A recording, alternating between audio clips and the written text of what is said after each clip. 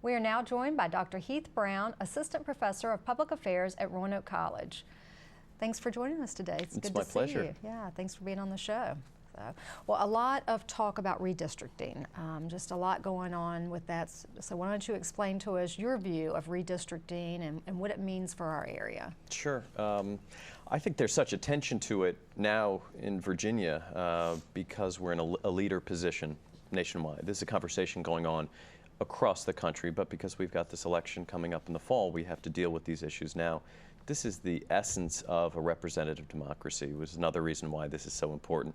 For this region, this is particularly important because a number of the boundaries, both at the congressional level and the state senate and also at the House of Delegates level, quite obviously have to move because of the movement of people around the state. So unlike some other parts of the state where the boundaries can essentially stay in the same place, we almost by definition have to confront the need to move some boundaries.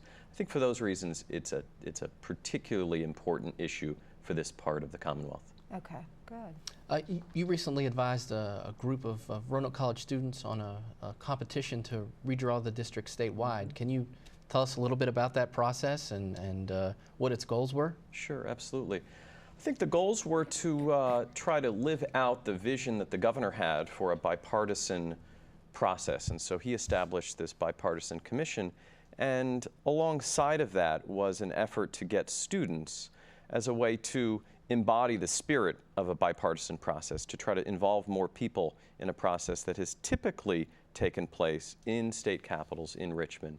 And so by inviting student groups from both Roanoke College and colleges and universities across the Commonwealth, what I think the effort was to get engaged citizens to participate.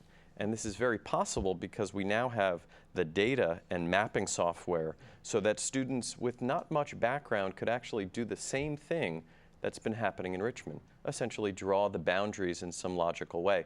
Their approach was very different than what happened in Richmond. The maps that they drew were much more consistent with what the Bipartisan Commission did, focusing on other criteria separate from incumbency and maybe some of the political considerations that dominate the debate in Richmond. So why don't you explain a little bit about the difference in the maps, because you said they were very different from what I think the General Assembly had, or so why don't you explain that? Sure, absolutely. And they varied. They had dozens and dozens of proposals, but if you were to try to summarize them, their efforts were primarily around two principles that have long and historic backgrounds. The first one would be compactness, that is how compact a political district would be. And the second criteria that they focused on was the idea of communities of interest. And so if you compared the bipartisan commission proposals, which is very consistent with a lot of the student proposals, what you see is very compact districts and districts that focus very much on communities of interest. Now that's a term that differs based on who you ask what a community of interest is. But if you take that at its most basic level, which is trying to keep counties and cities together, what you see is the students produced and the bipartisan commission produced districts that were focused on compactness and communities of interest, whereas what the House Democrats and the Senate Democrats and House Republicans focused on was much less communities of interest and much less on compactness. And so that's the primary difference that you see between the approaches taken in the political process from the process that the students focused on. Okay. You mentioned that there has been a little bit of frustration with the way that the current process works. Are there other approaches that states take that differ from Virginia?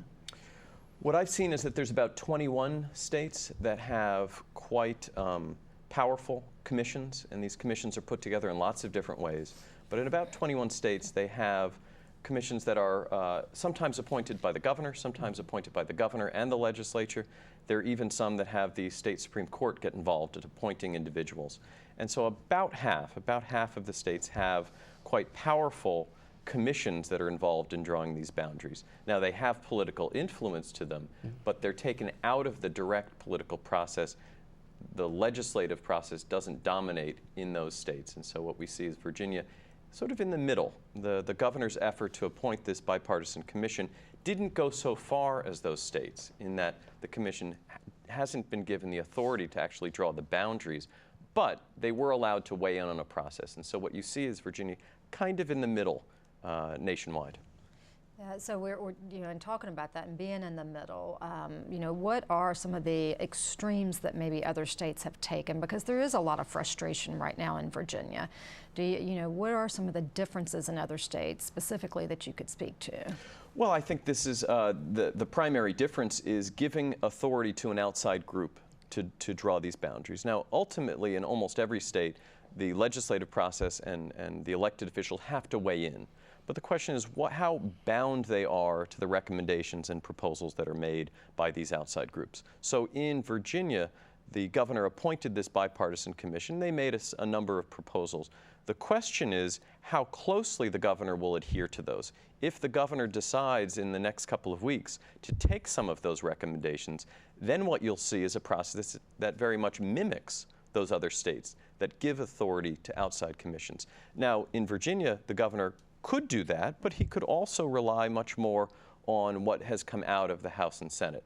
We'll see. We don't really know yet what the governor is going to do. I think it will say a lot about his vision of the redistricting process, whether he takes all of their recommendations, some of their recommendations, or puts to aside their recommendations and allows the legislative process to dominate redistricting.